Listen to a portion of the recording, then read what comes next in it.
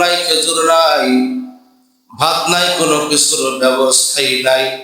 এদিকে সারাদিন সাহাবী খেতে খামারের কাজ করছে, শরীর দুর্বল ছেড়ে দিয়েছে। মাগরিবের আজান হয়েছে, বিবি ইফতার খোঁজার জন্য গেছে, খাবার পায় নাই। বিবি আর একটু খোঁজাখুঁজি করার জন্য লেট হয়ে গেছে, দেরি হয়ে গেছে, আজানও শেষ হয়ে গেছে। বিবি প্রতিবেশী মহল্লার থেকে খুঁজতে খুঁজতে কিছু খেজুর নিয়ে আসে। স্বামী ইফতার করবে, সারাদিন রোজা রাখছে, সারাদিন রোজা সিয়াম সাধনা করেছে, উপবাস। আয়েশা দেখে বিবি ঘুমায় গেছে, এখন তো আর বিবির জাগায়া খাওয়াইতে পারবে না। ঘুমাইলে রোজার মধ্যে স্বামীর ঘুমাইলো তো রোজা শুরু হয়ে গেল। এখন বিবি আয়েশা দেখে স্বামী আর সজাগ নাই। বিবি খাবার জমা করে রেখে দিয়েছে। এখন দেখে স্বামী সারাদিন রোজা রাইখা খেতে খামারে কাজ করেছে, শরীর দুর্বল, ঘুমায় গেছে, জাগ্রত করে নাই। আর জাগাইলে তো খাইতে পারবে না, কেননা ঘুমাইলে রোজা শুরু হয়ে যায়। আগেকার জামানার মাসালা ছিল ঘুমাইলে রোজা শুরু হয়ে যায়। এই সাহাবীর নাম হলো কায়েস বিন আব্দুল্লাহ। অন্যান্য বর্ণনায় অন্য নাম আসছে কায়েস বিন আব্দুল্লাহ বলে এরকম ভাবে উনি যখন ঘুমায় গেল, বিবি আর জাগ্রত করতে পারে নাই, ঘুমায় গেছে। রাত্র 12টার সময় ঘুম থেকে জাগ্রত হয়েছে কায়েস বিন আব্দুল্লাহ, অথবা কায়েস বিন শর্মা, অথবা কায়েস বিন সেরমা। তিনটা নাম হাদিস শরীফের মধ্যে পাওয়া যায়। কায়েস বিন আব্দুল্লাহ, কায়েস বিন শর্মা, অথবা কায়েস বিন সেরমা। এই তিনটা নামে সাহাবীর নাম পাওয়া যায়। এরকম ভাবে ক্ষুধার তাড়নায় ঘুমায় গেছে, বিবি আর খানা সামনে পেলেস করতে পারে নাই। এখন এই যে ঘুমাইলে তো রোজা শুরু হয়ে গেছে। এখন প্রথম দিন গেল, যখন এরকম জাগ্রত হয়েছে, খাইতে পারে নাই, রোজার মধ্যে সামিল হয়ে গেছে। আবার কি করলো, এই কায়েস বিন আব্দুল্লাহ আবার ঘুমায় গেছে। ঘুমাইতে ঘুমাইতে সকাল হয়েছে পর এরকম খেতে খামারের কাজের জন্য চলে গেছে দ্বিতীয় দিন। এখন দ্বিতীয় দিন মাঠে ঘাটে কাজ করছে, সারাদিন শরীর দুর্বল। প্রথম দিন এরকম ভাবে ইফতার করতে পারে নাই, ইফতারে কোনো সামগ্রী ছিল না। দ্বিতীয় দিন মাঠে ঘাটে কাজ করছে, মাঠে ঘাটে কাজ করে যখন সন্ধ্যা রাত মুহূর্তে বাড়িতে চলে আসছে, বাড়িতে চলে আসার পর এরপরে বিবিরে বলতেছে, বিবিরে ইফতারের কি আয়োজন হয়েছে? স্ত্রী বলতেছে, হ্যাঁ স্বামী আমার, গতকালকে আপনার জন্য ইফতারের দুগা খুরমার আয়োজন হয়েছিল খেজুরের, ওগুলো শুকনা খেজুর গুলো দিয়ে আমি ইফতার করেছি, খেজুর তো শেষ হয়ে গিয়েছে। এখন কি করলো, স্ত্রীর দ্বিতীয় দিন আবার ইফতার সন্ধানের জন্য বের হয়ে গেছে। কায়েস বিন আব্দুল্লাহর স্ত্রী দ্বিতীয় দিন এরকম ভাবে খানার টলির মধ্যে খুঁজা কোনো খাবার দাবার পায় নাই। খুঁজা কিছু খেজুর পেয়েছে, কিছু জবের আটা পেয়েছে, এগুলো নিয়ে আসছে। এরকম স্বামীরে এরকম রুটি বানাই দেবে, ইফতার দিবে। আয়েশা দেখে স্বামী প্রথম দিনের মতো দ্বিতীয় দিনও ঘুমাই গেছে। আল্লাহু আকবার। ঘুমাইলে যেহেতু রোজা শুরু হয়ে যায়, আর স্বামী ইফতার করতে পারলো না। এসার পরে জাগ্রত হয়েছে, জাগ্রত হইলে কি হবে, রোজার মধ্যে শামিল। এখন তো সে আর ইফতার করতে পারে না। তৃতীয় দিন যখন ফজরের নামাজ আদায় করে সাহাবী খেতে খামারের জন্য এরকম কাজের জন্য ক্ষেতের মধ্যে চলে গেছে, চাষাবাদের জন্য চলে গেছে। কাজ করতে করতে কায়েস বিন আব্দুল্লাহ উনি কি হচ্ছে, একেবারে বেহুশ হয়ে পড়ে গিয়েছে, ওনার সেন্স হারিয়ে ফেলছে। কায়েস বিন আব্দুল্লাহ উনি এখন সেন্স হারিয়ে বেহুশ হয়ে গিয়েছে। অন্যান্য সাহাবায়ে কেরাম ধৈরা নিয়া নবীজির দরবারে হাজির করছে, ইয়া রাসূলুল্লাহ, ইয়া হাবিবাল্লাহ, এই সাহাবীর এই ঘটনা। প্রথম দিন রোজা রাখছে, ঘরের মধ্যে খাবার নাই, বিবি খাজার সন্ধানে গিয়েছে। আয়েশা তাকে ঘুমাই পড়ছে, ঘুমাইলে তো রোজা শুরু হয়ে যায়, ইফতার আর করতে পারে নাই। এরকম ভাবে দ্বিতীয় দিন আবার কি করছে, ইফতারের আগ মুহূর্তে বাসায় চলে আসছে, খেতে খামারের কাজ করে ইফতার করবে। এখন সারাদিন মাটি কাটে কাজ করছে, রোজা রাইখা শরীর দুর্বল, ইফতার সন্ধান হয় নাই, ব্যবস্থা হয় নাই। এই সাহাবী আবার ঘুমাই পড়ছে, রোজা শুরু হয়ে গেছে, ঘুমাইলে রোজা শুরু। তৃতীয় দিন এই সাহাবী কায়েস বিন আব্দুল্লাহ তিনি তখন ক্ষেতের মধ্যে এরকম কাজের জন্য চলে গেলে, কাজ করতে করতে 2 দিনে রোজা রাখতে পারে নাই। এরকম ভাবে ইফতারিও নাই, সেহরিও নাই। এখন শরীর জীর্ণ শীর্ণ, শরীর দুর্বল হয়ে গেছে, বেহুশ হয়ে পড়ে গিয়েছে। এখন তার কি হবে? এখন তো আবার রোজা শুরু হয়ে যাওয়ার পালা হয়েছে। এখন আল্লাহ তাআলার কাছে রাসূলুল্লাহ সাল্লাল্লাহু আলাইহি ওয়াসাল্লাম দোয়া করেছেন, আল্লাহ রোজার যে বিধান ছিল, আয় আল্লাহ ঘুমাইলে রোজা শুরু হয়ে যায়, আল্লাহ তোমার বান্দা 2 দিন সেহরিও নাই, ইফতারিও নাই। কায়েস বিন আব্দুল্লাহ, ও আল্লাহ তোমার এই বান্দা সে ইফতার করতে পারে নাই, সেহরিও করতে পারে নাই, 3 দিন হয়ে গেল, আজকে তোমার বান্দা বেহুশ হয়ে জমিনে ক্ষেতের মধ্যে পড়ে গেল। আয় আল্লাহ তুমি রোজাদারের রোজাটা তুমি আসান করে দাও। আল্লাহ তাআলা আয়াত নাজিল করে দিলেন, যাও যাও যাও, আজকে থেকে ইফতারের পরে যদি ঘুমায় রোজার মধ্যে শামিল হবে না। মাগরিবের আজানের পরে ইফতার করতে পারবে তো সুন্নাত আদায় হয়ে যাবে।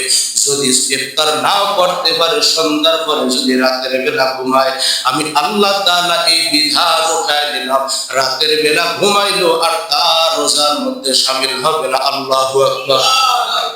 আসান করে দিছে আল্লাহ তাআলা, বিধান নাজিল করে দিলেন। প্রথম দিনের তারাবির মধ্যে আয়াত চলে গিয়েছে, হাফেজ সাহেবরা তেলাওয়াত করেছে যে রোজার হুদুদ কতটুকু, রোজা কোন সীমানা পর্যন্ত রাখতে পারবে। খৈতুল আসওয়াদ মিনাল খৈতুল আবিয়াজ মিনাল ফজর বলে, এরকম ভাবে হাতের তালুর মধ্যে সুতা নিয়ে দেখবে, ধোধ অন্ধকারের মধ্যে সুতাটা দেখা যায় কি যায় না। যতক্ষণ পর্যন্ত হাতের মধ্যে সুতাটা নিয়ে দেখা যাবে না, ততক্ষণ পর্যন্ত সকালবেলা সেহেরি খাইতে পারবে। যতক্ষণ এই সুতাটা দেখতে পারবে, তখন আর সেহেরি খাওয়া যাবে না। আল্লাহ তাআলা আয়াতের মাধ্যমে স্পষ্ট দলিল দিয়ে দিলেন, না, ইফতারের বিষয়টা হচ্ছে যে রোজা রাখবে সারাদিন, আইসা সন্ধ্যাবেলা ইফতার করবে। ইফতার করুক না করুক, যদি ঘুমাই যায় রোজা শুরু হবে না। আমি আল্লাহ তাআলা বিধান দিয়ে দিলাম, সুবহে কাযিবের এক পর্ব, সুবহে সাদিকের এক পর্ব। রোজা তাকেই বলে সুবহে সাদিক থেকে শুরু করে, সুবহে সাদিক থেকে শুরু করে সূর্যাস্ত পর্যন্ত যাবতীয় খানা পিনা, স্ত্রী সহবাস থেকে বিরত থাকার নাম হচ্ছে রোজা। আল্লাহ তাআলা আয়াত নাযিল করে দিলেন, রোজা হলো তার নাম। সুবহে সাদিক থেকে শুরু করে 6টায় ঘুমাক, 7টায় ঘুমাক, 2টায় ঘুমাক, 3টায় ঘুমাক, 1টায় ঘুমাক, রোজার মধ্যে শামিল হবে না। ঘুমাইয়া আবার খাইলে রোজা ভাঙবেও না। আমি আল্লাহ তাআলা এই বিধান উঠাই দিয়ে দিলাম। সুবহে সাদিক থেকে শুরু করে সূর্য ডুবা পর্যন্ত যাবতীয় খানা পিনা, ইন্দ্রিয় জৈবিক চাহিদা থেকে অবসর আর বিরত থাকার নাম হচ্ছে রোজা। আল্লাহ তাআলা বিধান নাজিল করে দিলেন। সাহাবী হুঁশ ফিরলো, নবীজি সংবাদ দিলেন, হ্যাঁ সাহাবী, 2 দিন তোমার আব্দুল্লাহ বিন কায়েস, ওনার অনেক কষ্ট হয়েছে, তোমার তো অনেক কষ্ট হয়েছে, তাই না? প্রথম দিন ইফতার করার জন্য মাঠে কাজ করে, খেতে কাজ করে বাসা আসছো, ইফতার পাও নাই, শরীর দুর্বল, কাজ করছো, ঘুমাই গেছো, রোজা শুরু হয়ে গেছে। দ্বিতীয় দিন আসছে ইফতার আগ মুহূর্তে ইফতার করার জন্য, ইফতারের ব্যবস্থা হয় নাই, শরীর দুর্বল, মাঠে কাজ করার জন্য আবার ঘুমাই গেছো। দ্বিতীয় রোজা তোমার শুরু হয়ে গেছে, তুমি তো 2 দিন ইফতারিও করতে পারো নাই, 2 দিন সেহরিও করতে পারে না। যাও, আল্লাহ তাআলা তোমার এই কষ্টটা লাঘব করে দিয়েছে, ইফতার করো আর না করো, রাত্রে ঘুমাবা, রাত্রে খাইতেও পারবা, রোজা থাকাও হলো না, রোজা ভাঙ্গাও হলো না। সুবহে সাদিক থেকে আল্লাহ তাআলা তোমার সীমানা দিয়ে দিচ্ছে। সুবহানাল্লাহ। মেরে মহতারাম ভাই ও দোস্ত আর বুজুর্গ, আল্লাহ তাআলা কত সুন্দর বিধান আমাদের জন্য দিয়েছে। ইয়া আইয়ুহাল্লাযীনা আমানু কুতিবা আলাইকুমুস সিয়াম। সূরা বাকারার মধ্যে 286 নম্বর আয়াতের মধ্যে আল্লাহ তাআলা বলেন, অন্য আয়াতের মধ্যে আসছে, হে ঈমানদারগণ, হে ঈমানদারগণ, আপনাকে আমাকে লক্ষ্য করে আল্লাহ তাআলা বলেন, ইয়া আইয়ুহাল্লাযীনা আমানু কুতিবা আলাইকুমুস সিয়াম। হে ঈমানদার, হে ঈমানদার আল্লাহর বান্দা বান্দিরা, কুতিবা আলাইকুমুস সিয়াম, তোমাদের উপর আমি রোজাটাকে লিখে দিলাম। এ তোমরা রোজা রাখবা, তোমাদের উপর আমি আল্লাহ তাআলা কুতিবা লিখে দিলাম আলাইকুমুস সিয়াম। তোমরা রোজা রাখবা, তোমাদের উপর আমি রোজাটা নির্ধারিত করে দিলাম, লিপিবদ্ধ করে দিলাম, লিখে দিলাম। কামা কুতিবা আলাল্লাযীনা, তোমরা রোজা রাখবা কামা কুতিবা আলাল্লাযীনা মিন ক্বাবলিকুম, এ তোমাদের পূর্ববর্তীদের উপর আমি আল্লাহ তাআলা রোজা ফরজ করেছিলাম। তবে এই রমজানের রোজা তোমাদের পূর্ববর্তীদের উপরে আমি ফরজ করি নাই। কামা কুতিবা আলাল্লাযীনা মিন ক্বাবলিকুম, তোমাদের পূর্ববর্তী সমস্ত নবী এবং উম্মতদের উপরে আমি আল্লাহ তাআলা আশুরা রোজা ফরজ করেছি, রমজানের রোজা ফরজ করি নাই। কামা কুতিবা আলাল্লাযীনা মিন ক্বাবলিকুম, তোমাদের পূর্ববর্তী বান্দাদের উপর আমি আল্লাহ তাআলা রোজা ফরজ করেছি। তবে রমজানের রোজা না, অন্যান্য রোজা ফরজ করেছি। আইয়ামে বীজ রোজা কার উপরে ফরজ ছিল, আশুরা রোজা কার উপরে ফরজ ছিল, এই সমস্ত রোজাগুলো তাদের উপরে ফরজ ছিল। কিন্তু তোমাদের উপরে আমি আল্লাহ তাআলা রমজানের রোজা ফরজ করেছি লাআল্লাকুম তাত্তাকুন, যাতে তোমরা তাকওয়া অর্জন করতে পারো, যাতে তোমরা মুত্তাকি হতে পারো, আল্লাহ ভীতি, আল্লাহর ভয় তোমাদের দিলের মধ্যে পয়দা করতে পারো। আল্লাহর ভয় কি? আল্লাহর ভয় হচ্ছে ইন্নী আখাফুল্লাহ, নিশ্চয়ই আমার রবকে ভয় করি। এই মুহূর্তে মিথ্যা কথা বললে আমার আল্লাহ তাআলা নারাজ। এই মিথ্যা কথার জন্য আমাকে ৭,০০০ বছর জাহান্নামের আগুনে পড়তে হবে। এটা হলো আল্লাহ তাআলার ভয়। নজরটা বেগানা নারীর দিকে অটোমেটিক চলে গেছে, মুহূর্তের মধ্যে না ফিরানো হলো। এরকম ভাবে আল্লাহ তাআলার ভয় দিলে নাই। যদি আল্লাহ তাআলার ভয় দিলের মধ্যে থাকে, নজর চলে গেছে বেগানা নারীর দিকে, বেবাহেস পরিবেশের দিকে চলে গেছে, মুহূর্তের মধ্যে ফিরাই নেওয়াটাই হচ্ছে তাকওয়া, আল্লাহ তাআলার ভয়। কেননা এই মুহূর্তে আমি যদি বেগানা রমণীর দিকে শুধু তাকাই থাকি, তাকে যদি এরকম ভাবে মজা নিতে থাকি, এর জন্য আমার রব আমার শাস্তি অবধারিত করে রেখে দিয়েছে। এটা হচ্ছে রোজার ভয়, আল্লাহ তাআলার ভয়, খাউফ খশিয়াতিল্লাহ, আল্লাহ তাআলার ভয়। এজন্য বাজার জবানের রোজা আছে, কিতাবের মধ্যে 6 জিনিসের নাম হলো রোজা। বলে এরকম ভাবে চোখের বেগানা নারী দেখা দিবে, চোখকে এরকম ভাবে পবিত্র রাখা হলো রোজা, এটা চোখের রোজা। চোখের রোজা হলো এই চোখ দিয়ে হারাম দেখবো না, এই চোখ দিয়ে এরকম ভাবে মোবাইলে পর্নোগ্রাফি দেখবো না, মোবাইলের মাধ্যমে এরকম ভাবে হারাম অশ্লীল গান, নাটক, সিনেমা এগুলো দেখবো না। তাহলে আমার চোখের রোজা হয়ে যাবে। আমি চোখ দিয়া এরকম ভিন নারীর চেহারা দেখবো না। আল্লাহ হেফাজত করেন, যদি পড়ে যায় মুহূর্তের মধ্যে ফিরায় নেওয়া হলো তাকওয়া। এই চোখের রোজা হলো চোখকে সব ধরনের গুনাহ থেকে পরহেজ নাম রাখার হলো চোখের রোজা। বাজান জবানের রোজা নবীজি বলেছে, এমন কিছু রোজা আছে, রোজাদার আছে যাদের সারাদিন এই 13টা ঘন্টা উপবাস থাকা ছাড়া কোনো ফায়দা হয় না। নবীজি বলেছে, এমন রোজাদার পুরুষ এবং নারী আছে যাদের 13টা ঘন্টা শুধু উপবাস থাকাটাই হয়, কোনো সওয়াব হয় না। এরা কারা? সাহাবায়ে কেরাম সুআল করলেন, ইয়া রাসূলুল্লাহ, এরা কারা? বলে, যারা জবান দিয়া কথায় কথায় শুধু মিথ্যা কথা বলে, যারা জবান দিয়া কথায় কথায় শুধু নাফরমানির কথা বলে, যারা কথায় কথায় শুধু মানুষের বদনামার গীবাত নিয়ে থাকে, যারা কথায় কথায় অন্যের দোষ খুঁজে বেড়ায়, সিআইডিগিরি করে। বলে এরকম ভাবে বলে গীবত শিকায়ত করে অন্যের বদনামের মধ্যে লিপ্ত থাকে, বেফাহিশ কথাবার্তা বলে, জবান দিয়ে শুধু গালি গালাজ করতেই থাকে, হাঁটা চলায় গালি, বসা শোয়ায় গালি, ছেলে মেয়ের সাথে কথা বলে গালি দিয়া কথা বলে, স্ত্রীর সাথে কথা বলে গালি দিয়া কথা বলে, প্রতিবেশীর সাথে কথা বলে গালি দিয়া কথা বলে, রাস্তাঘাটে গাড়ি করে আসলে ড্রাইভার হেল্পারদের সাথে গালি দিয়া কথা বলে, অফিস আদালতে চলে কর্মচারী অধীনস্থদের সাথে ক্ষিপ্ত হইয়া গালি দিয়া কথা বলে। এই সমস্ত রোজাদার পুরুষ মহিলা এদের 13টা ঘন্টা উপবাস থাকতে সারা কোনো ফায়দা হয় না, সব হয় না, এরা জবানকে কন্ট্রোল করে না। এজন্য ভাই, এজন্য এই জবানের রোজা হলো সমস্ত অশোভনীয় কথাবার্তা থেকে হেফাজত থাকা, জবানটাকে পবিত্র রাখা। কেননা এখন রমজান আসছে, একবার সুবহানাল্লাহ বললে, সুবহানাল্লাহ বলবেন একবার। গতকালকে জোহরের পরে আমি হাদিস পড়েছি, মুসল্লি নিয়া সুবহানাল্লাহ বলবেন একবার। এই রমজানের বুজুর্গিতে আল্লাহ তাআলা 70 বারের সব আপনার আমল নামে অগ্রিম জমা করে দিবে। আল্লাহ বলবেন একবার, আপনার আমল নামে আল্লাহ 70 বারের সওয়াব জমা হয়ে যাবে। নফল 2 রাকাত নামাজ আদায় করবে, আপনার আমল নামে ফরজ 2 রাকাতের সমান সওয়াব হয়ে যাবে। এক ফরজ আদায় করবে, 70 ফরজের সওয়াব হয়ে যাবে। এজন্যই রমজান মাস হলো আত্মসংযমের মাস, ইবাদতের মাস। এই মাস পায়ও যদি মানুষ ইবাদত করতে না পারে, বাকি 11 মাস ইবাদত থেকে আমরা বহু পিছনে। এজন্য রমজান মাস আসছে বান্দার সব বৃদ্ধি করার জন্য।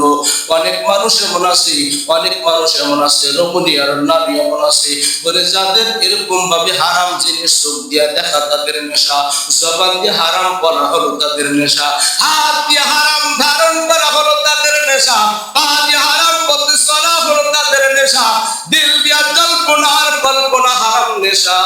এগুলো থেকে বিরত থাকার নাম হলো রোজা। এজন্য বাজান গো, আল্লাহ তাআলা আপনাকে সম্পদ দিয়েছে, এই সম্পদের হিসাব শুরু করেন। কেননা আল্লাহ তাআলা আপনাকে সম্পদ দিয়েছে, সম্পদের হিসাব টিকা শুরু করেন। হাসিবু আনফুসাকুম ক্বাবলা আন তুহাসাবু। আপনি হিসাব করেন, আল্লাহ তাআলা আপনার মধ্যে যে সম্পদ দিয়েছে, আল্লাহ আপনাকে সম্পদের মালিক বানিয়েছে। এই সম্পদ আপনার না, কিছুদিন এই সম্পদ আপনার কাছে আল্লাহ তাআলা এরকম ভাবে আমানত রাখছে। আমানত, ই আমানত চাঁদে রোজে নজদ মাস, ই আমানত চাঁদে রোজে নজদ মাস, দর হাকিকত মালিকে হর শাই খুদাস। এ বাজার কিছুদিনের জন্য টাকা পয়সা, জায়গা জমি, বাড়ি গাড়ি, অর্থ করে আপনার কাছে আল্লাহ তাআলা জমা রাখছে, জমা উপস্থিত রাখছে। আল্লাহ তাআলা কিছুদিন পরে আবার সম্পদ অন্যের মাথায় চাপাই দিবে। এই সম্পদের মালিক তুমি না, এই সম্পদের মালিক হলো অমক, এই সম্পদের মালিক হলো অমক।